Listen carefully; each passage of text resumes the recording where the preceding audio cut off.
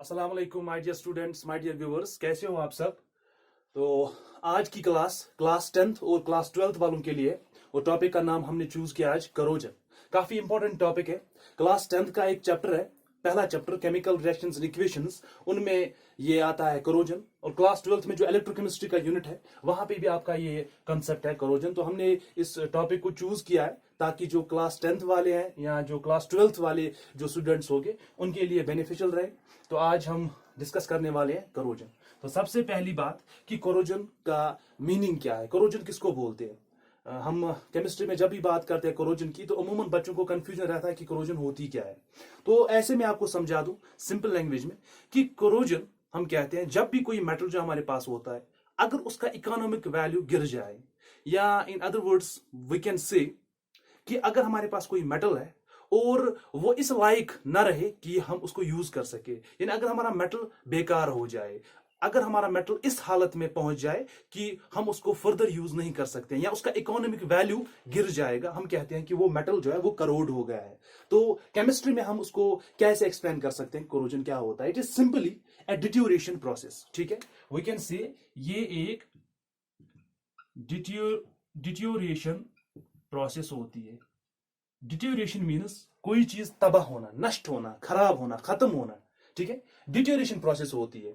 Metal का क्या होना, मेटल का डिटेरियोरेशन होना, मेटल डिटेरियोरेट होना, मेटल खत्म होना, उसकी कंपोजिशन, उसकी बनावट, उसका उसका जो स्ट्रक्चर होता है वो टोटल क्या होना, डिस्टर्ब होना, खत्म होना। तो एक ऐसी प्रोसेस होती है जिसमें मेटल जब भी वाटर, मॉइस्चर या कुछ गैसेस की कांटेक्ट में आता है, यानी कौन कौन सी चीजें यहां पे जरूरी है, यानी जिनकी वजह से रिक्वायरमेंट्स क्या है, जिनकी वजह से ये करोजन होती है, कौन कौन सी है। मॉइस्चर अगर कहीं पे प्रेजेंट है, या वी कैन से हमारे पास गैसेस है, या उसमें वाटर भी प्रेजेंट होता है। तो मॉइस्चर, गैसेस या जो वाटर वेपर्स प्रेजेंट होते हैं एटमॉस्फेयर में, अगर हमारा मेटल इन चीजों के कंटेक्ट में आता है तो क्या हो जाता है, वो जो मेटल होता है उसकी सरफेस पे लेयर बन जाती है, oxide layer. There is formation of oxide layer. उस मेटल की सरफेस पे एक लेयर बन जाती है, ऑक्साइड लेयर बन जाती है। यानी ये गैसेस जो होते हैं ये उसको ऑक्सीडाइज कर देते हैं, जिसकी वजह से आहिस्ता आहिस्ता से उसकी जो लेयर हो जाती है वो डिटेरिएट होना स्टार्ट हो जाती है, यानी उसकी लेयर आहिस्ता आहिस्ता से खत्म होने वाली है, हो जाती है। और एक टाइम ऐसा आ जाता है कि हमारा मेटल जो होता है वो उस लायक नहीं बनता है कि हम उसको फर्दर यूज कर सकते हैं, या उसकी we can say electrochemical properties जो होती है वो टोटली चेंज हो जाती है। ठीक है, तो how can we define corrosion. Corrosion is a process. Corrosion is a process in which metals get deteriorated when they come in contact with moisture, with gases like carbon dioxide. कौन कौन सी gases यहाँ पे, carbon dioxide, hydrogen sulphide हमारा है। ठीक है, या we can से कभी कभार जो सल्फर डाइऑक्साइड या ऑक्सीजन जो हो जाता है, मेन जो है वो कार्बन डाइऑक्साइड, हाइड्रोजन सल्फाइड और ऑक्सीजन गैसेस जो होते हैं they are responsible for corrosion. तो जब भी मेटल्स इन गैसेस, इन मॉइस्चर या वाटर वेपर्स के कांटेक्ट में आ जाता है तो उनकी सरफेस पे एक ऑक्साइड लेयर बन जाती है, due to which it is composition get us totally deteriorated, get us totally damaged, and such a process is known as corrosion, and we say that such metal has undergone corrosion. ठीक है, वो करोड हो गया है। ठीक है, अब ये जो करोजन है ये दो तरह से हो सकती है, यानी करोजन जो है ये दो तरह से हो सकती है। ठीक है, एक को हम बोलते हैं ड्राई करोजन, बहुत ही इंपॉर्टेंट कंसेप्ट है और बहुत ही सिंपल लैंग्वेज में, आसान भाषा में मैं कोशिश करूंगा आपको ये समझाने की। एक जो तरीका है करोजन होने का that is dry corrosion, and second one is known as wet corrosion. ठीक है, अब ये ड्राई करोजन क्या होगी और वेट करोजन क्या होगी। ड्राई मींस जब जो भी हमारे मेटल्स होते हैं, जैसे हमारे पास आयरन होता है, कॉपर होता है, सिल्वर होता है, ठीक है, या अल्युमिनियम होता है, क्रोमियम होता है, निकल होता है, जो भी हमारे मेटल्स होते हैं जब वो गैसेस के कांटेक्ट में आ जाते हैं। ठीक है, यानी अगर मानो कि हमारा कोई मेटल कहीं पे है और उसके सराउंडिंग्स में बहुत सारे गैसेस है, ऐसे गैसेस है जैसे कार्बन डाइऑक्साइड हो गया, ऑक्सीजन हो गया, hydrogen sulphide, these harmful gases, when metals come in contact with these harmful gases तो क्या हो जाता है कि ये गैसेस उस मेटल को ऑक्सीडाइज कर देते हैं, जिसकी वजह से उसकी कंपोजिशन जो होती है वो टोटली क्या हो जाती है, खराब हो जाती है, डैमेज हो जाती है। तो उस करोजन को हम बोलते हैं ड्राई करोजन। ठीक है, यानी this corrosion takes place on the contact of metal with harmful gases। ठीक है, और we can say तभी हम इसको बोलते हैं डायरेक्ट डायरेक्ट केमिकल करोजन, ठीक है। यहां पे डायरेक्ट एक्सपोजर, डायरेक्ट अटैक करते हैं harmful gases on the surface of metal. और जो वेट करोजन हो गया, वेट करोजन यूजुअली जो नॉर्मली करोजन हम देखते हैं हमारे डोमेस्टिक या हमारी डे टू डे लाइफ में, वो वेट करोजन होती है, जहां पे क्या होती है कि metals they come in contact with moisture और वाटर वेपर्स। तो ये जो करोजन है ये कैसे होती है, on exposure to moisture water vapours. जो मॉइस्चर होता है उसमें वाटर वेपर्स होते हैं, उसमें डिजोल्वड गैसेस भी होती है like carbon dioxide and oxygen. एक और बात मैं आपको बोल दूं अबाउट ड्राई करोजन, कि ड्राई करोजन जो होती है ये कहां पे होती है, ये ज्यादातर उन एरियाज में होती है, इंडस्ट्रियल एरियाज में। डियर स्टूडेंट्स, ड्राई करोजन कहां पे होती है, जो इंडस्ट्रियल, जहां पे इंडस्ट्रीज होती है। क्यों? क्योंकि जहां पे इंडस्ट्रीज होती है वहां पे बड़ी बड़ी चिमनीज लगी होती है जहां से हार्मफुल गैसेस निकल जाते हैं। और अगर आपका कोई मेटल सराउंडिंग्स में, विसिनिटी में है, तो वो गैसेस अटैक करते हैं उस मेटल पे, और हमारा मेटल जो होता है वो क्या हो जाता है, वो डिटोरिएट हो जाता है, वो करोड हो जाता है, ठीक है। और जो वेट करोजन जो हमारी है, ये डोमेस्टिक जो भी हमारी, वी कैन से कि अगर ब्रिजेस आपके पास है जो बने होते हैं, या वी कैन से जो शिप्स होती है, जो बिल्डिंग्स होती है, जो पानी, जिनके इर्द गिर्द पानी होता है, जो मॉइस्चर ह्यूमिड कंडीशंस में होती है, they are prone to get corroded, that is known as wet corrosion, ठीक है। तो इस लेक्चर में आपके सिलेबस में भी और एग्जाम में भी पूछा जाता है कि करोजन, तो जो भी मेटल्स होते हैं जो ज्यादा रिएक्टिव होते हैं, they get corroded on exposure of oxygen gases, और we can say water vapours और मॉइस्चर। लेकिन यहां पे हमें बात करनी है, जो आयरन हमारा है, आयरन जिसको आप लोहा बोलते हो, अगर आयरन आ जाएगा किसके कंटैक्ट में, मॉइस्चर के कंटैक्ट में, वाटर वेपर्स के कंटैक्ट में, या इन हार्मफुल गैसेस के कंटैक्ट में, तो क्या हो जाता है, इसकी करोजन होती है। और उसके लिए एक स्पेशल टर्म है, that is known as rusting of iron. उस चीज को क्या बोलते हैं, rusting of iron. Rusting of iron means जब किसका करोजन हो जाएगा, आयरन का करोजन हो जाएगा। तो एक चीज और मैं यहां पे आपको बताने जा रहा हूं, दैट इज स्टूडेंट्स जो होते हैं, बच्चे जो होते हैं, जब भी उनसे पूछा जाता है व्हाट इज करोजन, और वो बोलते हैं जट से, वो बोल देते हैं rusting of iron. Rusting of iron जो है, it is an example of corrosion.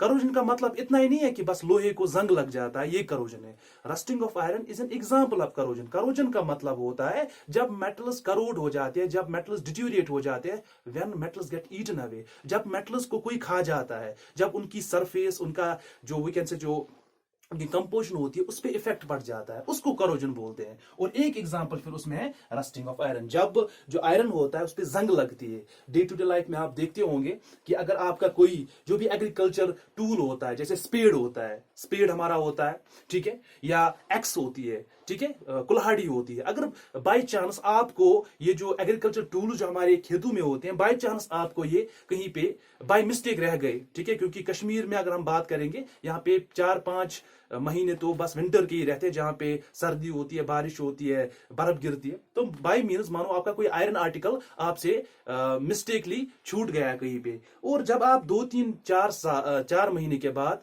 Means अगर आपसे नवंबर में वो छूट गया कहीं पे, कहीं खेत में आपसे छूट गया वो, और अगर आप मार्च में जा रहे हो, आपको बाय चांस वो मिलता है, आप खुद देखो कि वो जो आयरन आर्टिकल होगा, जो भी होगा, आप देखो उस पे ब्राउन कलर का वो लेयर लगी होती है, ठीक है। तो हमें लगता है कि अब ये बेकार हो गया है, क्योंकि जो उसकी कंपोजिशन होती है वो टोटली खराब हुई होती है, उसी को बोलते हैं रस्ट, क्योंकि उस आयरन का क्या हो गया, वो करोड हो गया है, ठीक है। तो रस्टिंग ऑफ आयरन जो है, ये एक एग्जांपल है करोजन की, जो आज हम डिस्कस करने वाले हैं। इसका मैकेनिज्म देखेंगे, किस तरह से आयरन पे रस्ट लग जाता है, जंग लग जाता है। और उसके लिए जो थ्योरी है, that is known as electrochemical theory of corrosion. यानी ये वो थ्योरी है जो एक्सप्लेन करता है कि कैसे आयरन, कैसे इस लोहे की क्या लगती है, इसको जंग लगता है, ठीक है।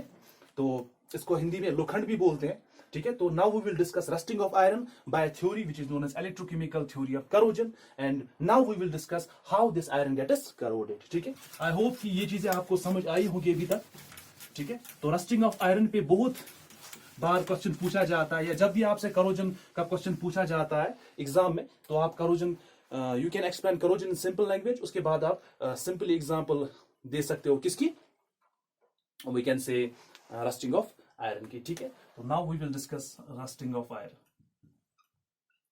रस्टिंग ऑफ आयरन, और इस थ्योरी का नाम क्या है? Electrochemical theory of corrosion. ठीक है, तो मैं आपको बेसिकली समझाऊंगा रिएक्शंस के थ्रू कि किस तरह से आयरन पे जंग लग जाता है। मानो यहां पे मैं आपको दिखा देता हूं, मानो ये मेरे पास कोई आयरन का आर्टिकल है, यानी लोहे का कोई टुकड़ा है मेरे पास। ठीक है, मानो अब ये जो आयरन आर्टिकल मेरे पास है, इसको मैं यहां पे लिख दूं, ये कोई आयरन रॉड मानो आप, या आयरन आर्टिकल आप ले लो, आयरन आर्टिकल। ठीक है, मानो इसको मैंने ओपनली कहीं पे छोड़ा है, ओपन एटमॉस्फेयर में है, और एज वी नो कि ओपन एटमॉस्फेयर में मॉइस्चर भी हो सकता है। ठीक है, गैसेस भी मौजूद होते हैं। तो मानो ये जो आयरन आर्टिकल जो है, अगर मानो ये कहीं उस जगह पे जहां पे मॉइस्चर है, एटमॉस्फेयर में क्या है? मॉइस्चर है। एज वी नो ये जो मॉइस्चर होता है, इससे पहले भी मैं बता चुका हूं, मॉइस्चर जो होता है उसमें क्या होता है? एक तो वाटर होगा, ऑब्वियसली इसमें क्या होगा? वाटर होगा। ठीक है, तो ये मॉइस्चर जैसे ही in contact with this iron article आएगा, ठीक है, तो मॉइस्चर में क्या होते हैं? एक तो इसमें होता है वाटर, ऊपर से इसमें डिसॉल्व्ड गैसेस होती है लाइक CO2, कार्बन डाइऑक्साइड और ऑक्सीजन। ठीक है, अब जैसे ही मॉइस्चर किस पे बैठ जाएगा, अगर इसकी सरफेस पे आ गया तो इस पे बैठ जाता है in the form of A drop, water का ड्रॉपलेट आ जाता है। इसको मैं यहां पे बना देता हूं, वाटर का ड्रॉपलेट आ जाता है लाइक दिस। ये आप मानो ये मेरा एक वाटर का ड्रॉपलेट है, मॉइस्चर इस पे बैठ गया in the form of A water droplet, और उस वाटर ड्रॉपलेट में क्या है? एक तो पानी है, उसके साथ कुछ डिसॉल्व्ड गैसेस है लाइक कार्बन डाइऑक्साइड और ऑक्सीजन, जो कि हमारे एटमॉस्फेयर में घूमते रहते हैं इधर उधर। अब क्या हो जाएगा? जैसे ही ये moisture in the form of water droplet किस पे बैठ जाएगा? इस आयरन आर्टिकल की सरफेस पे। मान लो करोजन का पहला स्टेप स्टार्ट हो गया है। जैसे ही मॉइस्चर, जैसे ये पानी का कतरा किस पे बैठ जाता है? इस आयरन आर्टिकल पे बैठ जाता है, जिस पानी के कतरे में डिसॉल्व्ड गैसेस मौजूद होते हैं। तो मान लो कि आपका जो करोजन का जो प्रोसेस है वो स्टार्ट हो गया है, यानी अब इस आयरन आर्टिकल को जल्दी से रस्ट होने वाला है, इस पे जंग लगने वाला है। अब देखो सबसे पहली बात क्या हो रही है, इसको हम रिएक्शन के थ्रू समझाएंगे। सबसे पहली चीज क्या होती है कि जो कार्बन डाइऑक्साइड होता है और जो ऑक्सीजन होता है, they get dissolved, they get dissolved. सबसे पहले कार्बन डाइऑक्साइड और ऑक्सीजन जो होते हैं वो इस पानी में क्या होते हैं? वो डिसॉल्व होना स्टार्ट हो जाते हैं। ठीक है, उसके बाद क्या होता है? जैसे ये पानी के कंटेक्ट में गैसेस आती है, तो कार्बन डाइऑक्साइड जो होता है, ये जो कार्बन डाइऑक्साइड जो होता है, ये पानी के साथ मिलके, ये पानी के साथ मिलके क्या बनाता है? Carbonic acid, H2CO3। This is carbonic acid. ठीक है, तो क्या होता है? जैसे ही गैसेस पानी के इस कंटेक्ट में आते हैं तो क्या हो जाता है? ये बनाते हैं, यानी कार्बन डाइऑक्साइड वाटर के साथ मिलकर क्या बनाता है? Carbonic acid. As we know carbonic acid is a weak acid. इसका क्या होता है? फर्दर डिकम्पोजिशन हो जाती है, ये फिर से टूट जाता है और क्या देता है? It gives us H positive plus CO3 die negative. यानी ये जो कार्बोनिक एसिड है ये फिर से क्या हो जाता है? डिसोसिएट हो जाता है, यहां से 2 H पॉजिटिव और एक कार्बोनेट आयन निकलता है। यानी तो हम क्या कह सकते हैं? यहां पे हम चीजों को ऐसे एक्सप्लेन कर सकते हैं कि जैसे ही ये कार्बन डाइऑक्साइड इस वाटर के साथ कंबाइन होता है तो यहां से क्या बनता है? एक तो H पॉजिटिव यहां से बनता है, दूसरा यहां से क्या बनता है? CO3 die negative, carbonate ion यहां से बन जाता है जो वाटर में मौजूद होते हैं। इसके अलावा क्या होता है? तीसरी चीज यहां पे क्या होती है? इंपॉर्टेंट चीज क्या होती है कि ये जो वाटर होता है, इस वाटर की सेल्फ आयनाइजेशन होती है, उसको बोलते हैं ऑटो आयनाइजेशन। यानी वाटर जो है इसकी भी आयनाइजेशन होती है, ये जो आपका वाटर है इसकी भी आयनाइजेशन होती है। It gets ionised into H positive plus OH negative. यहां तक तो कोई शक नहीं है, मींस पानी जो है इसकी भी आयनाइजेशन हो जाती है, किसमें? H प्लस में एंड OH नेगेटिव में। बात समझ आ रही है? तो यहां पे एक और चीज कि फिर बचता है हमारा ऑक्सीजन। तो ऑक्सीजन ऑलरेडी डिसॉल्व्ड होता है, तो ऑक्सीजन भी कहां होता है? ऑक्सीजन भी यहां पे प्रेजेंट होता है, ऑक्सीजन भी यहां पे प्रेजेंट होता है। ठीक है, तो यहां तक आपको आई होप कि आपको समझ आया होगा कि सबसे पहली बात क्या है कि गैसेस जो होते हैं वो वाटर में डिसॉल्व होना स्टार्ट होते हैं।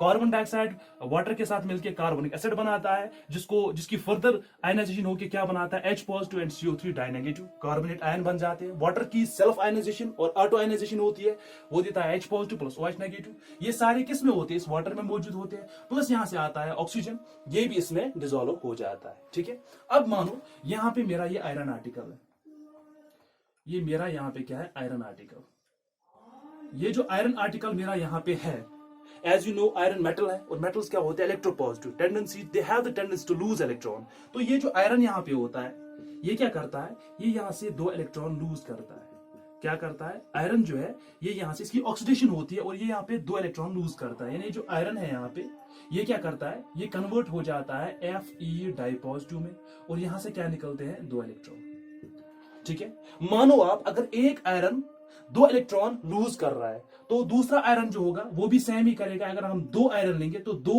आयरन एटम कन्वर्ट हो जाएंगे 2 Fe डाई पॉजिटिव में और यहां से फिर से 2 इलेक्ट्रॉन निकलेंगे। मानो मेरे पास टोटल कितने आ गए, 4 इलेक्ट्रॉन। एक आयरन 2 इलेक्ट्रॉन लूज कर रहा है, 2 आयरन एटम कितने लूज करेंगे, 4। 4 को क्यों ले रहा हूं, क्योंकि रिएक्शन आगे बैलेंस होने में मुझे आसाइश होगी। ठीक है, तो यहां तक क्या होगा कि आयरन आर्टिकल जो होती है इसकी ऑक्सीडेशन हो जाती है। आयरन एटम जो है it gets oxidised into Fe di positive plus 2 electron. तो कितने, 2 आयरन एटम की ऑक्सीडेशन होती है, ये कन्वर्ट हो जाते हैं 2 Fe डाई पॉजिटिव आयरन्स में और यहां पे कितने इलेक्ट्रॉन निकलते हैं, 4 इलेक्ट्रॉन निकल जाते हैं। अब आप यहां पे देखो कि मेन कल्प्रिट जो होते हैं करोजन के लिए, एक तो होता है हमारा ये H पॉजिटिव और दूसरा होता है ऑक्सीजन। रिमेंबर दिस, करोजन को ज्यादा कौन प्रमोट करता है, कौन, एक तो H पॉजिटिव दूसरा ऑक्सीजन। ठीक है, यानी ये जो इलेक्ट्रॉन यहाँ पे इस आयरन ने लूज किए इनको खींचने का काम कौन करता है, इनको खींचने का काम या तो एक तो H पॉजिटिव करता है दूसरा ऑक्सीजन करता है। क्यों, क्योंकि ऑक्सीजन एज वी नो यहाँ पे सबसे ज्यादा इलेक्ट्रोनेगेटिव है। Electronegative means tendency to attract electron. तो ऑक्सीजन इन इलेक्ट्रॉन्स को क्यों खींच रहा है, क्योंकि इलेक्ट्रोनेगेटिव है। और H पॉजिटिव क्यों क्यों क्यों खींच रहा है, क्योंकि इसके पास कोई इलेक्ट्रॉन नहीं है, ये अनस्टेबल है। H पॉजिटिव, इस पे प्लस चार्ज है और ये कोशिश कर रहा है कि ये प्लस चार्ज खत्म हो जाए। तो याद रखना है कि करोजन को प्रमोट कौन करते हैं, H पॉजिटिव और O2 यानी ऑक्सीजन। तो याद रखना है कि आयरन ने जो इलेक्ट्रॉन्स लूज किए हैं उनको खींचने का काम कौन कर रहा है, उनको खींचने का काम H पॉजिटिव कर रहा है और ऑक्सीजन कर रहा है। तो रिएक्शन क्या हो रही है, रिएक्शन इस तरह से हो रही है कि ये जो ऑक्सीजन होता है और जो हमारे 4H पॉजिटिव आयन्स होते हैं, ठीक है, ये इन 4 इलेक्ट्रॉन्स को खींचते हैं, इन 4 इलेक्ट्रॉन्स को खींचते हैं। तो क्या बनाते हैं, हाइड्रोजन ऑक्सीजन के साथ क्या बनाएगा, वाटर बनाएगा, दैट इज H2O। यहां से वाटर निकलेगा, इसको बैलेंस करेंगे, हाइड्रोजन 4 है तो 2 टाइम्स कर लो। तो रिएक्शन आपको समझ आई होगी कि आयरन की ऑक्सीडेशन होने से, 2 आयरन एटम्स की ऑक्सीजन होने से जो 4 इलेक्ट्रॉन निकल रहे हैं उन 4 इलेक्ट्रॉन्स को खींचने का काम कौन कर रहा है, एक तो H पॉजिटिव और दूसरा ऑक्सीजन जो इस वाटर में मौजूद है। तो क्या बनाते हैं, दे फॉर्म H2O। ठीक है, ये भी हो सकता है, इट इज ऑल्सो पॉसिबल कि जो डिसॉल्व्ड ऑक्सीजन है, यहां पे ऑक्सीजन जो है ना, एक ऑक्सीजन जो है जो कहां से है, जो एटमॉस्फेयर से आ रहा है, दूसरा होता है इसमें डिसॉल्व्ड ऑक्सीजन। कभी कभार क्या होता है कि डिसॉल्व्ड ऑक्सीजन अकेले अकेले इन इलेक्ट्रॉन्स को खींच लेता है। मैंने आपको कहा था सबसे पहले कि इलेक्ट्रॉन्स को कौन खींचता है, या तो H पॉजिटिव और ये ऑक्सीजन, तो क्या बनाते हैं, वाटर। तो कभी कभार क्या होता है कि ये जो डिसॉल्व्ड ऑक्सीजन जो होता है, जो पानी में ऑक्सीजन होता है, ये H पॉजिटिव की मदद के बगैर ही इन इलेक्ट्रॉन्स को खींचता है। तो क्या होता है, ये जो ऑक्सीजन होता है डिसॉल्व्ड मीन्स पानी के साथ, ये क्या करता है, ये इन 4 इलेक्ट्रॉन्स को क्या करता है, खींचता है अकेली without the help of this H positive, और ये क्या बनाता है, OH नेगेटिव हाइड्रोक्साइड आयन बनाता है। इसको भी बैलेंस करेंगे, इसको बैलेंस आप कर लो। ठीक है, तो इसको अगर आप बैलेंस करेंगे तो यहां से 4 टाइम्स, तो 4 ऑक्सीजन, तो इसको 2 टाइम्स कर लो, या सॉरी इसको आप 2 टाइम्स यहां से कर लो। ठीक है, तो यहां तक आई होप कि आपको समझ आया होगा कि ये जो इलेक्ट्रॉन लूज हो रहे हैं इनको गेन 2 तरीके से किया जा रहा है। या तो H पॉजिटिव और ऑक्सीजन कंबाइन होकर इलेक्ट्रॉन्स को खींच रहे हैं, पानी बना रहे हैं। दूसरा, ये जो डिसॉल्व्ड ऑक्सीजन जो होता है ये अकेले ही पानी के साथ मिलकर इन 4 इलेक्ट्रॉन्स को खींच के क्या बनाता है, 4 OH नेगेटिव हाइड्रोक्साइड आयन। अब अगर हमें देखना होगा कि ओवरऑल रिएक्शन क्या है हमारी अभी तक, ओवरऑल रिएक्शन डियर स्टूडेंट क्या हुई कि जो मेरा आयरन था दैट इज Fe, इसकी ऑक्सीडेशन हो गई है किसमें, Fe डाई पॉजिटिव में। कितने आयरन एटम हमने यहां पे लिए थे, 2, तो 2 आयरन एटम्स की ऑक्सीडेशन हो गई है, उन्होंने 2 Fe डाई पॉजिटिव आयन्स दिए हैं। ठीक है, और क्या हो गया, इसके अलावा जो ऑक्सीजन था और जो 4H पॉजिटिव आयन्स थे उन्होंने यहां से 4 इलेक्ट्रॉन्स लिए, क्योंकि 2 आयरन एटम्स की जब ऑक्सीडेशन होगी, एक आयरन 2 इलेक्ट्रॉन लूज कर रहा है, 2 आयरन 4 इलेक्ट्रॉन लूज करेंगे। तो ये 4 इलेक्ट्रॉन, एक ये ऑक्सीजन ले रहा है, ये ऑक्सीजन इन H पॉजिटिव को मिला के, यानी ये 2 जो मेरे पास स्पीशीज है ऑक्सीजन और ये H पॉजिटिव आयन्स, ये इन 4 इलेक्ट्रॉन्स को गेन करके क्या बना रहे हैं, वाटर बना रहे हैं, जो मैं पहले ही आपको इस वाली रिएक्शन में दिखा चुका हूं। तो इस रिएक्शन से हमें क्या पता चलता है, इस रिएक्शन से हमें यह पता चलता है कि आयरन की ऑक्सीडेशन हो गई है, यानी आयरन जो है ये ऑक्सीडाइज होकर Fe डाई पॉजिटिव में कन्वर्ट होता है, और जो इलेक्ट्रॉन इसने लूज किए हैं उन इलेक्ट्रॉन्स को H पॉजिटिव और ऑक्सीजन मिलके खींच लेता है और क्या बनाता है, पानी। यहां तक आई होप कि आपको बात समझ आई होगी, ठीक है। अब इसके बाद क्या होता है, इसके बाद इंपॉर्टेंट चीज है, इसके बाद इंपॉर्टेंट चीज ये है कि ये जो Fe डाइपॉजिटिव यहां पे है, ये इस डिसॉल्व्ड ऑक्सीजन के कांटेक्ट में आ सकता है। It this Fe dipositive ion may react with dissolved oxygen. यानी ये जो Fe डाइपॉजिटिव है, ये जो Fe डाइपॉजिटिव है, यहां पे मैं इसको लिख देता हूं, इन 4 को 4 इलेक्ट्रॉन। ये जो Fe डाइपॉजिटिव है, ये क्या करता है, ये इस डिसॉल्व्ड ऑक्सीजन के साथ रिएक्ट कर सकता है। Dissolved oxygen means O2 plus H2। Dissolved means पानी के साथ जो ऑक्सीजन डिसॉल्व हुआ होता है। तो ये Fe डाइपॉजिटिव आयन जो होता है, इट हैज बीन फाउंड कि ये रिएक्ट करता है, क्या करता है, डिसॉल्व्ड ऑक्सीजन के साथ रिएक्ट करता है, ठीक है। और क्या बनाता है, it forms Fe2O3 plus 8H positive. ये बहुत ही इंपॉर्टेंट रिएक्शन है, ठीक है। क्या होगा कि ये जो F आयरन की ऑक्सीडेशन हो गई है, किस में, आयरन की ऑक्सीडेशन हो गई है Fe dipositive ion, ferrous ions में। ये जो Fe आयरन के जो आयन्स होते हैं, इट हैज बीन फाउंड कि ये फर्दर रिएक्ट करता है डिसॉल्व्ड ऑक्सीजन के साथ। तो क्या बनाता है, Fe2O3 प्लस यहां से क्या निकलते हैं, 8H पॉजिटिव आयन्स निकलते हैं, ठीक है। इसको बैलेंस करेंगे, ठीक है। बिफोर बैलेंसिंग इट, मैं आपको एक बात यहां पे बोल दूं कि आयरन ऑक्सीजन हमें पता है कि ऑक्सीजन की ऑक्सीजन स्टेट होती है -2, एक एटम की। यहां पे कितने ऑक्सीजन एटम है, 3। तो उसका मतलब है ऑक्सीजन टोटल कितनी चार्ज है, -6, क्योंकि -2 हो गया -6। अच्छा, आयरन पे कितनी ऑक्सीजन स्टेट है, आयरन पे आप देखो कि आयरन पे भी टोटल होनी चाहिए थी +6, क्योंकि -6 और +6 कंपाउंड न्यूट्रल। अगर इस पे +6 होगी पूरे पे, तो आयरन के कितने हैं, 2। यानी अगर 2 आयरन पे +6 है, एक पे कितनी होगी, +3। मीन्स यहां पे जो आयरन है, एक आयरन एटम की ऑक्सीजन स्टेट कितनी है, +3। यहां पे कितनी है, +2। मीन्स इस आयरन की फर्दर ऑक्सीडेशन हो गई है। Fe डाइपॉजिटिव कन्वर्ट हो गया है Fe ट्राइपॉजिटिव में, और इंक्रीज इन ऑक्सीडेशन स्टेट को हम बोलते हैं ऑक्सीडेशन।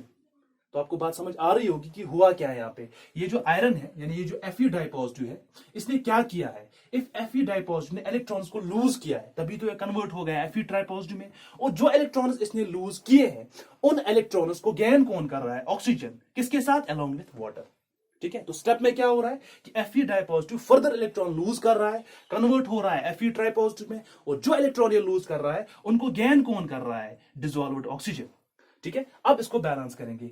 यहां पे आयरन कितने हैं, Fe2 है, तो इसको 2 टाइम्स कर लो, ठीक है।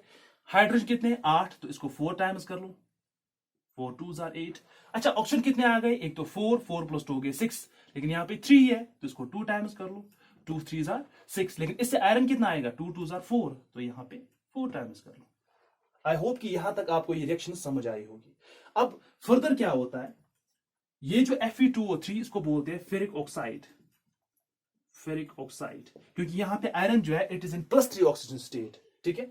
अब ये जो फेरिक ऑक्साइड होता है, दैट इज Fe2O3, ये क्या करता है, it combines with further water, X water molecules. क्योंकि हमें ये नहीं पता होता है, क्योंकि करोजन जो होती है, ये किसी एरिया में ये डिपेंड करता है कि वहां का मॉइस्चर कितना है, वहां पे गैसेस कितने प्रेजेंट है, ठीक है, मॉइस्चर कंटेंट कितना है। अगर मॉइस्चर ज्यादा होगा तो करोजन उतनी फास्ट होगी, तभी हम यहाँ पे X टाइम्स ले रहे हैं, क्योंकि हमें एक्चुअल पता नहीं होता है कि कितना वाटर ऐड हुआ है। इस प्रोसेस को बोलते हैं hydration. Addition of water is known as hydration. यानी जो फेरिक ऑक्साइड है, इसकी क्या हो रही है, फर्दर हाइड्रेशन हो रही है, एंड ये it gets convert into Fe2O3 X times water.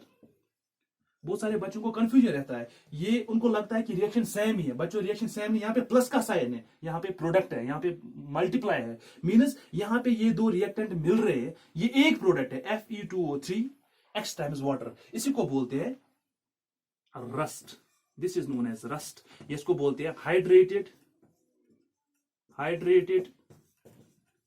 Ferric oxide या आयरन ऑक्साइड। हाइड्रेटेड मीन्स पानी इसके साथ लगा होता है। जो रस्ट होता है, जो भी इस आयरन आर्टिकल पे हमें लगता है कि लेयर बनी होती है, ऑक्साइड लेयर बनी होती है, that is Fe2O3 X times. उसमें X टाइम्स, ये जो यहां पर जो फॉर्मूला हमें लास्ट पे मिल रही है, दिस इज आवर रस्ट, ठीक है, which gets deposited on the surface of iron. I hope कि ये जो इलेक्ट्रोकेमिकल थ्योरी ऑफ करोजन है, आपको समझ आई होगी with the help of these reactions. I will revise it quickly कि सबसे पहले क्या होता है, हमने एक आयरन आर्टिकल लिया है, आयरन आर्टिकल जब भी मॉइस्चर की प्रेजेंस में आ जाता है, तो मॉइस्चर में वाटर होता है, डिसॉल्व्ड गैसेस होते हैं। तो जैसे ही वाटर ये मॉइस्चर इस पे in the form of drop लग जाता है, तो कार्बन डाइऑक्साइड और ऑक्सीजन जो होता है सबसे पहले वाटर में डिसॉल्व होना स्टार्ट होते हैं। कार्बन डाइऑक्साइड पानी के साथ मिलकर कार्बोनिक एसिड बनाता है, जिसकी फर्दर डिस्टिलेशन होकर H पॉजिटिव और कार्बोनेट आयन बनाता है, जो हमने यहाँ पे दिखाया। उसके बाद वाटर जो होता है उसकी सेल्फ या ऑटो आयनाइजेशन होती है into H positive OH negative ion, वो भी हमने यहाँ पे दिखाया, H positive OH negative ion. उसके बाद क्या होता है कि आयरन जो होता है उसकी ऑक्सीडेशन होती है, Fe gets convert into Fe di positive, और यहाँ पे 2 इलेक्ट्रॉन निकलते हैं। हमने 2 आयरन एटम लिए तो 2 आयरन एटम 4 इलेक्ट्रॉन लूज करेंगे, तो Fe जो है ये कन्वर्ट हो रहा है किसमें, Fe डाई पॉजिटिव में। और जो इलेक्ट्रॉन यहाँ से निकल रहे हैं उनको खींचने का काम 2 तरीके से होता है। या तो क्या होगा, या तो ऑक्सीजन इस H पॉजिटिव की मदद से वाटर बनाएगा, या ये dissolved oxygen without taking the help of H positive क्या बनाएगा, हाइड्रोक्साइड आयन बनाएगा। यानी यहाँ पे 2 तरीके इलेक्ट्रॉन खींचने का, या तो ऑक्सीजन H पॉजिटिव के साथ मिलकर इलेक्ट्रॉन खींचेगा, या ऑक्सीजन डिसॉल्व्ड ऑक्सीजन अकेले अकेले पानी के साथ मिलकर इलेक्ट्रॉन्स को खींचेगा। ओवरऑल रिएक्शन क्या है कि आयरन कन्वर्ट होता है Fe डाई पॉजिटिव में, यानी इसकी ऑक्सीडेशन होती है, और जो इलेक्ट्रॉन ये लूज करता है उनको खींचने का काम, उनको गेन करने का काम ऑक्सीजन करता है with the help of H positive to form water. और ये जो Fe डाई पॉजिटिव जो होता है, जो इस वाटर में मौजूद होता है, ये इस डिसॉल्व्ड ऑक्सीजन के साथ फर्दर रिएक्ट करता है और बनाता है फेरिक ऑक्साइड, जहां पे आयरन की फर्दर ऑक्सीडेशन होती है। और ये फेरिक ऑक्साइड जो होता है upon undergoing hydration it forms rust, that is hydrated ferric oxide, this is our rust. अब एक जरूरी चीज जो मैं आपको यहाँ पे बताने वाला हूं कि ये जो रस्ट है इसकी खास बात क्या है, आयरन की जो रस्टिंग होती है इसकी खास बात क्या है। मानो अगर मेरे पास कॉपर है, कॉपर की भी करोजन होती है, ठीक है। कॉपर आपने देखा होगा, तो we can say green coating लग जाती है कॉपर पे, उसको हम बोलते हैं कि कॉपर की करोजन हो गई। अगर आपने कॉपर को ऐसे ही छोड़ा है without we can say painting it, अगर आपने उसको कोट नहीं किया है तो उस पे क्या लग जाता है, ग्रीनिश लेयर लग जाती है। That is also an example of corrosion. यहाँ जो आपका ये सिल्वर होता है, ठीक है, जो चांदी होती है, that gets tarnished of silver, ठीक है, this also an example of corrosion. तो ये जो कॉपर होता है, मानो ये कॉपर का रॉड है, अगर इस पे अटैक करता है मॉइस्चर या ऑक्सीजन, मानो इस पे ऑक्सीजन ने अटैक किया, आपने इसको खुला कहीं पे छोड़ा है, तो इसने इसको ऑक्सीजन ने अटैक किया है, तो इसके जो सरफेस है उस पे कॉपर का लेयर बनेगा, कॉपर ऑक्साइड की लेयर बनेगी। देखो यहाँ पे क्या है कि ऑक्सीजन ने जैसे ही इस कॉपर की सरफेस पे अटैक किया, इसने इसकी लेयर पे एक ऑक्साइड बनाया है, कॉपर ऑक्साइड की लेयर बनाई है। अब क्या है कि ये जो इसकी लेयर है ये तो खराब हो गई, क्योंकि इस पे तो ये जो इसका सरफेस है तो खराब हो गई। लेकिन कॉपर में एक इंपॉर्टेंट चीज ये होती है कि इसका जो अंदर का जो भी मटेरियल होता है उसको ये खराब नहीं होने देता है। वी कैन से कि कॉपर की जो सरफेस होती है वो सेक्रीफाइस यहाँ पे करता है, यानी वो खुद को कंज्यूम करता है, लेकिन जो कॉपर का जो अंदर का जो भी मटेरियल होता है उसको वो करोड नहीं होने देता है। यानी जो भी प्रोसेस होती है, जो भी डिटोरेशन होती है, वो बस सरफेस पे होती है।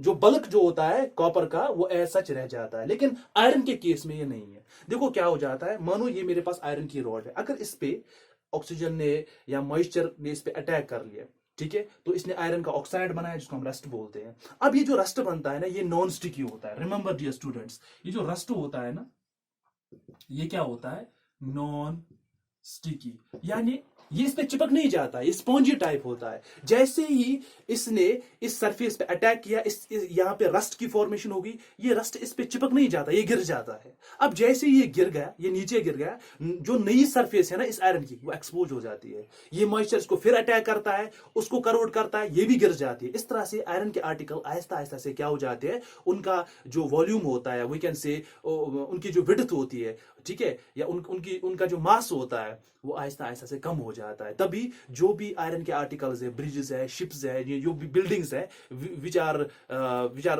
प्रेजेंट, या वी कैन से जो कहाँ पे लोकेट है, ह्यूमिड कंडीशंस में मॉइस्चर जहाँ पे ज्यादा होता है, तो तभी नुकसान ज्यादा होता है, ठीक है। तभी हमें रिप्लेस करने पड़ते हैं बार बार उन ब्रिजेस को या उन शिप्स को जो इन आयरन के बने होते हैं, क्योंकि वंस दिस मॉइस्चर और this oxygen has attacked on the surface of this iron, जो भी इसकी सरफेस होती है, जैसे ही इस पे ये डिटोरेशन हो जाए, जैसे ही ये रस्ट की फॉर्म में कन्वर्ट हो जाती है, ये रस्ट नॉन स्टिकी हो जाता है, ये गिर जाता है। अब जैसे ये गिर गया तो जो नई सरफेस होती है वो फर्दर एक्सपोज हो जाती है, जिसकी वजह से आहिस्ता आहिस्ता से इस आयरन की पूरी कंपोजिशन को ये तबाह और बर्बाद कर देता है, जिससे हम कह सकते हैं कि एक कंट्री में अगर आप देखोगे या पूरे दुनिया में आप देखोगे कि अरबों खरबों में हमें नुकसान उठाना पड़ता है, और हर साल गवर्नमेंट को, जो भी होती है स्टेट गवर्नमेंट या जो भी सेंटर की गवर्नमेंट होती है, उनको रिप्लेस करने पड़ते हैं आयरन आर्टिकल्स, क्योंकि वो एक्सटेंट्स जो होते हैं वो उनको रोकना चाहते हैं। ठीक है, तो ये हमने बात की करोजन पे, कि करोजन होती क्या है, डिटोरेशन प्रोसेस होती है जो कि मेटल्स के साथ ज्यादा जो इफेक्टिव होती है। ठीक है, और करोजन जो है दो तरह की होती है, ड्राई और वेट करोजन, और ज्यादातर जो हम देखते हैं ना, वो वेट करोजन होती है, जो मॉइस्चर और इन हार्मफुल गैसेस के कंटैक्ट होने से मेटल की सरफेस तबाह हो जाती है। और आज हमने डिस्कस की rusting of iron by electrochemical theory, कुछ रिएक्शंस हमने यहाँ पे दिखाई, जिसकी वजह से आपको ये समझ आया होगा कि किस तरह से ये रस्ट की फॉर्मेशन होती है। थ्रू रिएक्शंस हमने आपको मैकेनिज्म समझाने की कोशिश की कि what is the mechanism behind this rusting of iron. ठीक है, अब थोड़ी सी बात हम करेंगे जल्दी से कि how we can prevent this corrosion. Corrosion को रोकने का कौन सा तरीका, हाउ वी कैन प्रिवेंट, इस करोजन कैसे बचा सकते, रोक तो नहीं सकते हैं, बचा सकते हैं, अपने आयरन आर्टिकल्स को हम बचा सकते हैं। तो प्रिवेंशन क्या क्या से, prevention, what are the preventions जिनसे हम अपने आयरन आर्टिकल्स को थोड़ा सा बचा सकते हैं इस करोजन से। ठीक है, एक प्रिवेंशन जो है उसको बोलते हैं बैरियर प्रोटेक्शन। Barrier protection. अभी बैरियर प्रोटेक्शन क्या होता है? बैरियर प्रोटेक्शन में हम क्या करते हैं, हम ये जो आयरन आर्टिकल जो होते हैं इसको हम ऐसे कोट करते हैं किसी ऐसी चीज से, ठीक है, ताकि हम इस आयरन आर्टिकल को या इस मेटल को मॉइस्चर और ऑक्सीजन या एयर की सरफेस में नहीं आने देते हैं। बैरियर, हम एक रुकावट डालते हैं बीच में, हम कुछ ऐसा इंतजाम करते हैं कि जो भी हमारा मेटल है ये इस एयर या मॉइस्चर के कंटैक्ट में नहीं आना चाहिए। कैसे हम बैरियर प्रोटेक्शन करते हैं? या तो हम यूज करते हैं पैंट, तभी आप देखते होंगे कि जो भी हमारे आयरन आर्टिकल्स होते हैं उन पे हम पेंट करते हैं। उनके दो फायदे, एक तो डेकोरेट हो जाता है, लेकिन उससे इंपॉर्टेंट चीज है कि पेंट जो होती है एक फिल्म बनाता है on the surface of this iron article, by which ये पेंट जो होता है इस आयरन आर्टिकल को मॉइस्चर या एयर के कंटैक्ट में आने नहीं देता है। ठीक है, पेंट के थ्रू हम इसको बचा सकते हैं, प्रिवेंट कर सकते हैं, या वी यूज ग्रीस या हम ऑयल का इस्तेमाल करते हैं। ये भी एक तरीका है जिस तरीके से हम बैरियरली we can say we create a barrier between this iron article and this moisture and oxygen. हम इस मेटल को ऑक्सीडाइज नहीं होने दे रहे हैं बाय यूजिंग पेंट और बाय यूजिंग ग्रीस और ऑयल। ठीक है, तो ये एक तरीका होता है। इसी तरह से हम ये भी कर सकते हैं, कभी कभार देखा गया है कि हम कोट करते हैं, ये जो हमारा आयरन होता है, जो मेटल होते हैं, इनको हम कोट करते हैं नॉन कोरेटेड मेटल्स, यानी कुछ ऐसे मेटल्स होते हैं जिनकी कोरोजन आहिस्ता से नहीं होती है। उनमें कुछ एग्जांपल है, जैसे निकल हो गया, अल्युमिनियम हो गया, हमारा क्रोमियम हो गया। ये कुछ मेटल्स ऐसे हैं which are very least prone to corrosion. इनकी कोरोजन आहिस्ता, क्योंकि ये बहुत ही कम रिएक्टिव होती है तो इनकी कोरोजन ज्यादा नहीं होती है। तो हम क्या करते हैं, जो मेटल्स ज्यादा रिएक्टिव होते हैं, जिनको खतरा होता है कोरोजन होने का, हम इन मेटल्स की कोटिंग करते हैं आयरन पे या बाकी जो भी मेटल्स होते हैं। उस प्रोसेस को इलेक्ट्रोप्लेटिंग बोलते हैं। इलेक्ट्रोप्लेटिंग के थ्रू हम अपने मेटल्स को बचाते हैं by coating with these non corroded metals. इसी तरह से हम क्या करते हैं, या हम डिप करते हैं, जो आयरन के आर्टिकल्स होते हैं उनको हम डिप करते हैं मोल्टन। हम कुछ मेटल्स लेते हैं, जैसे कौन कौन सा, हम टिन लेते हैं या जिंक लेते हैं। हम क्या करते हैं, इनकी मोल्टन स्टेट लेते हैं, फिर आयरन आर्टिकल को या कॉपर का जो भी मेटल होगा उसको डिप करते हैं इनके सॉल्यूशन में। तो वी कैन से इस तरह से भी क्या हो जाती है, एक फिल्म बन जाती है उन आयरन आर्टिकल्स के सरफेस पे, जिससे वो एयर या मॉइस्चर के कंटैक्ट में नहीं आता है। ठीक है, तो बैरियर प्रोटेक्शन हो गया। इसके अलावा एक और तरीका है जिससे मेटल्स को प्रिवेंट कर सकते हैं from corrosion, that is sacrificial. बहुत ही इंपॉर्टेंट है सैक्रिफिशियल प्रोटेक्शन। सैक्रिफिशियल मतलब यहां पे हम एक मेटल का इस्तेमाल करके, एक मेटल खुद को कुर्बान करता है इस आयरन आर्टिकल को बचाने के लिए। सैक्रिफाइस करना पड़ता है एक मेटल को दूसरे मेटल को बचाने के लिए। और यहां पे हम क्या करते हैं, एक ऐसा मेटल लेते हैं जो ज्यादा रिएक्टिव होता है, एक ऐसा मेटल लेते हैं जो आयरन से ज्यादा रिएक्टिव होता है, और उस मेटल की हम आयरन के सरफेस के ऊपर कोट करते हैं। मानो अगर मेरे पास ये आयरन है, इसको बचाने के लिए हम क्या करते हैं, एक ऐसा मेटल लाते हैं जो इससे ज्यादा रिएक्टिव होगा और उससे इसकी कोटिंग करते हैं, जिसकी वजह से अगर ऑक्सीजन या मॉइस्चर अटैक करेगा भी, वो किस पे करेगा, वो उस मेटल पे करेगा जो ज्यादा रिएक्टिव होगा, जिसकी वजह से क्या होगा, जो हमारा जो आयरन आर्टिकल होगा वो बच जाएगा फ्रॉम करोजन। और यहाँ सैक्रिफिशियल ये जो प्रोटेक्शन है, इसमें जो यूज होता है ज्यादातर मेटल, दैट इज जिंक। तो पूछा जाता है एग्जाम में कि सैक्रिफिशियल प्रोटेक्शन में कौन सा मेटल यूज होता है, यानी कौन सा मेटल खुद को कुर्बान करता है आयरन को बचाने के लिए, तो वो कौन सा होता है, जिंक। और उस प्रोसेस को बोलते हैं गैल्वेनाइजेशन। गैल्वेनाइजेशन एक ऐसी प्रोसेस है जिसमें हम जिंक की कोटिंग करते हैं आयरन के ऊपर। जिंक ज्यादा रिएक्टिव होता है आयरन से, और ये जिंक जो होता है अपने आप को निछावर करता है आयरन के लिए। तो जो भी गैसेस, जो भी मॉइस्चर अटैक करता है वो जिंक पे करता है, जिसकी वजह से जिंक आहिस्ता आहिस्ता से कंज्यूम हो जाता है और ये आयरन को करोड या रस्ट नहीं होने देता है। तो ये होगी सैक्रिफिशियल प्रोटेक्शन। एक और भी यहां पे, चलो वो भी मैं आपको बोल दूं, that is by using anti rust solutions. हम कुछ ऐसे सॉल्यूशंस तैयार करते हैं जो जिनकी रस्टिंग नहीं होती है। जैसे हम कौन कौन से सॉल्यूशंस यहां पे यूज करते हैं, either we use alkaline phosphate. हम यहां पे क्या करते हैं, हम यहां पे अल्कलाइन फॉस्फेट के सॉल्यूशन यूज करते हैं, यहां करते हैं use alkaline chromate, alkaline chromate solutions. इन सॉल्यूशंस की खास बात क्या है ना, हम मेटल्स जो होते हैं उनको ट्रीट करते हैं इन सॉल्यूशंस के साथ। ये सॉल्यूशंस जो होते हैं ये एंटी रस्ट होते हैं, इन पे रस्ट नहीं लग जाता है। और ये जो अल्कलाइनिटी होती है, जो अल्कलाइन सॉल्यूशंस जो होते हैं, एक्चुअली मैकेनिज्म क्या है, ये क्यों नहीं करोड होने देते हैं, क्योंकि ये प्रिवेंट करते हैं, ये हाइड्रोजन आयन को लिबरेट नहीं करते हैं। We can say they prevent the entry of H positive ions. ये H पॉजिटिव आयन्स को मॉइस्चर, वाटर वेपर्स या गैसेस के साथ कंबाइन नहीं होने देता है। दूसरी बात कि ये जो फॉस्फेट जो होता है, फॉस्फेट एक इनविजिबल, एक वी कैन से एक फिल्म बनाता है, इनसॉल्युबल फिल्म बनाता है on the surface of iron article, due to which it prevents this iron article to get corroded. ठीक है, और याद रखना है कि जो एंटी रस्ट सॉल्यूशन होते हैं ये यूज होते हैं कार रेडिएटर्स में। जो इंजन जो होता है उसमें जो कार रेडिएटर होता है, जो रेडिएटर होता है, ठीक है, उसको रस्ट नहीं होने देते हैं ये सॉल्यूशंस। ठीक है, तो this was all about corrosion. What is the mechanism behind this rusting of iron, and what are the few preventive measures by which we can prevent our metals by using sacrificial protection or barrier protection or using anti-rust solution. I hope कि ये lecture आपके लिए अच्छा benefit देगा, अच्छा लगा होगा तो सब्सक्राइब कीजिए, लाइक कीजिए, अपने फ्रेंड्स तक शेयर कीजिए, और इंशाल्लाह हम ऐसे वीडियो और बनाए। आपके जो भी कमेंट्स है दे आर ऑलवेज वेलकम्ड। ठीक है, आई होप कि आपने इसको नोट किया होगा। तो इंशाल्लाह मिलेंगे आपसे नेक्स्ट लेक्चर में। टिल देन बाय, खुदा हाफिज।